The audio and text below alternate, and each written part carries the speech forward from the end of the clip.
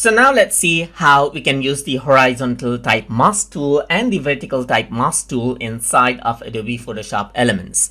So over here on the left side, if I were to go around and select the type tool right here, I can go around and then choose the horizontal type mask, which allows me to go around and type, and it turns into a mask mode, as you can see right here.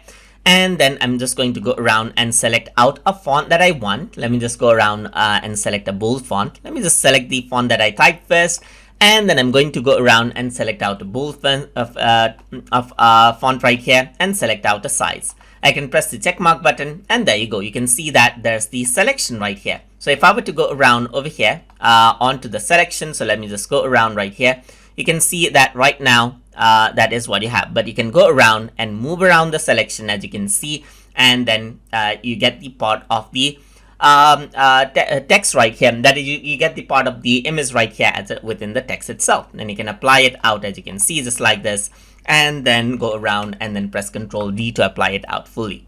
So if I were to go around right here, just like with the regular text tool, you get different options. So you can go around and click and drag around right here, and then make a text box over here as well.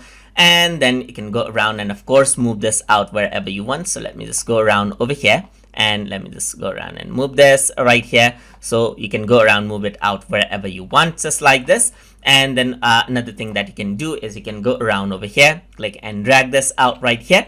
And then once you type, you can work around with other settings. So you can go around over here and change the size. You can go around, change the tracking of the text right here. Let me just go around and type, select 200.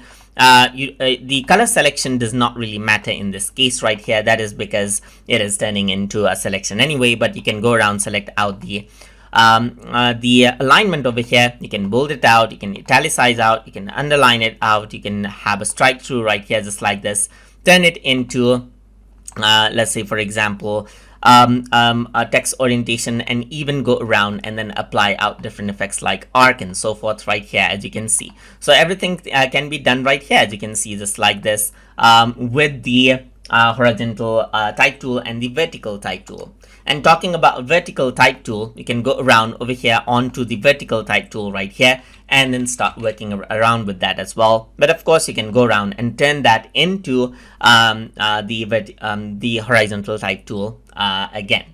So that is how you can use the horizontal type mask tool and the vertical type mask tool inside of Adobe Photoshop Elements. So hope you guys learned something as always. And as always, please like, comment, share, and subscribe.